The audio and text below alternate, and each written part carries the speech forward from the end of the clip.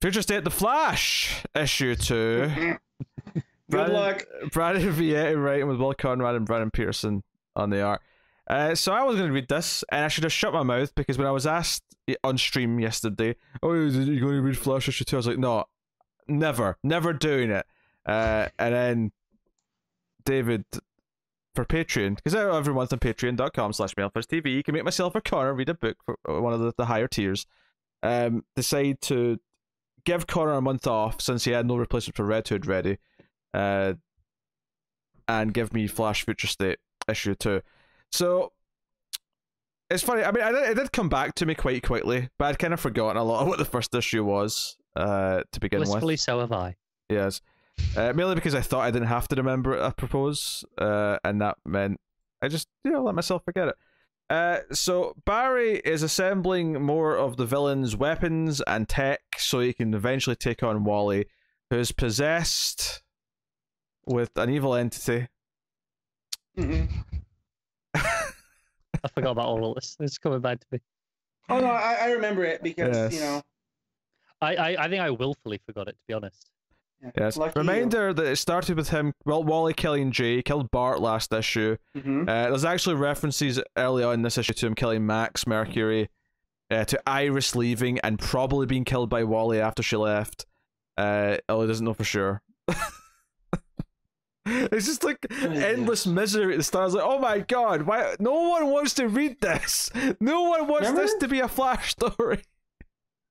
Remember when Johns made Barry the Paragon of Hope in Blackest Night? Good times. So he gears up and he's basically got this ridiculous outfit on. He's got like boomerangs strapped to his chest. He's got like trickster boots on.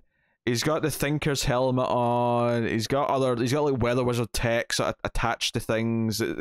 He looks... This sounds terrible. Ridiculous. And he goes to find Wally. Wally grabs his helmet quickly though. And the helmet looks like Jay's helmet, but it's actually got Thinker tech in it. So, whatever.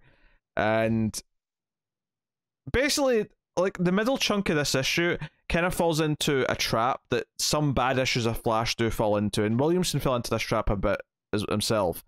Which is, you spend less time actually knowing what's going on, so then getting excited by what the story's doing and what it's, the turns and twists. And instead we have pages of action happening as the exposition explains why each thing is, what each thing actually is doing, because you would never just know it.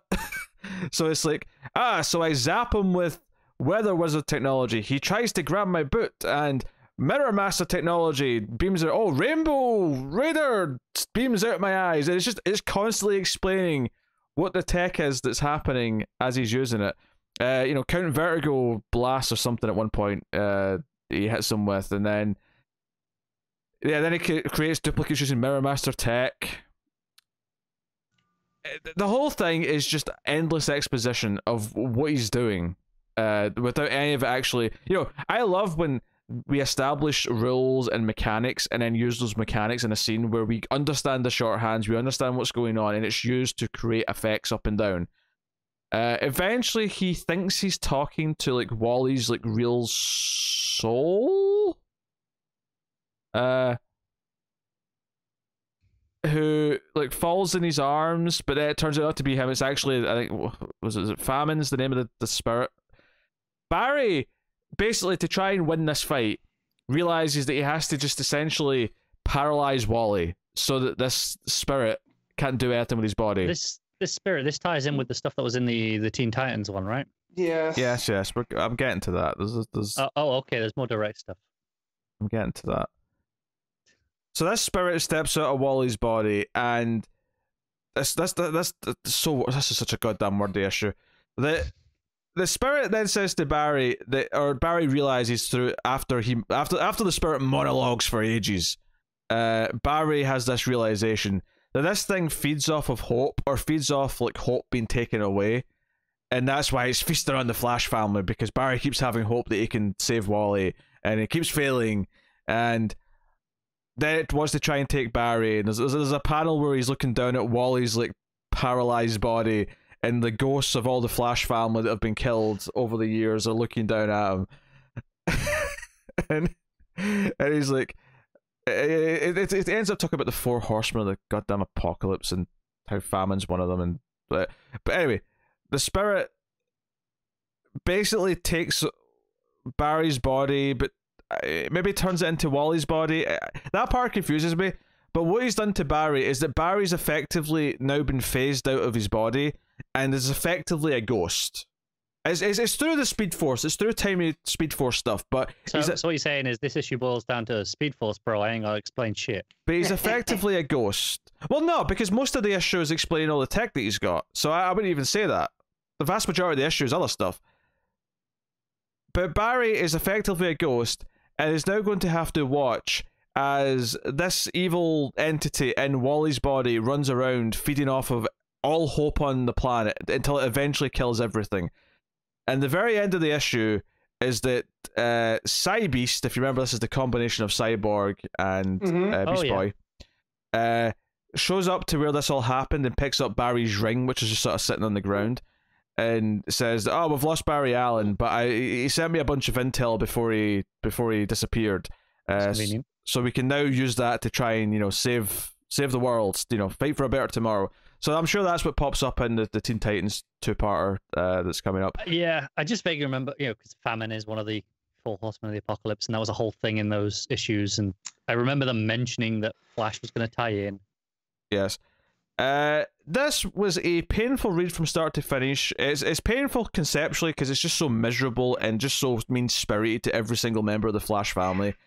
It's painful because, from a writing perspective, it's just constant exposition about why things are happening. One of the worst things about Flash as a character, and I love the Flash as a character, but one of the worst things about him in the comics is that sometimes the writers fall into the trap of just constantly having to explain the science of how he's doing something because he's doing something new that he's never done before.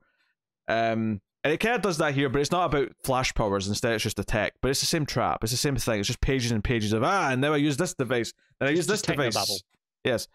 And then the actual famine explaining the hope and like everything about it. It's a thoroughly unpleasant read. It's not well written. It's overly wordy. There's monologues left and right. It just all means nothing. It all feels meaningless by the end of it. And then the art's not like offensive or the art's it's fine. Nothing wrong with the art. Can we talk about some good comics again, please? I'll move on when I'm ready to move on. Shut your ginger mouth. So, this... Hey, David, if any more outbursts out of Pete like that, make him read this again. This issue over and over. This is the definition of trash comics.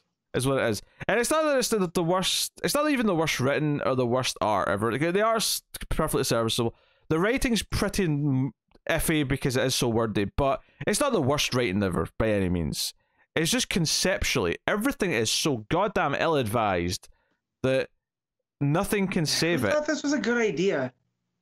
I don't know, and the idea that the main Flash book might in any way try to set any of this crap up or reference it basically means it's an instant drop. The second it starts to look towards this. I know think I need a break from Flash. Team, right? It's a different team that's on Flash to this. But I remember dealing with Wallyverse stuff and that being a thing in the solicits, and I am worried, frankly. Yeah. Flash will be an instant drop the second I smell a whiff of any of this crap. So, this is like a 3 out of 10. Oof. And it gets the 3 because art is serviceable enough. Writing's not the absolute worst. I can follow the comics. It's not like I'm confused by what panel I go to next. There's some simple basics that it achieves. Right? But it's anger-inducing. It's kind of the same rating I give a Romita Jr. comic, but for very different reasons. So, anywho. Future State Flash. David, go screw yourself. Alright.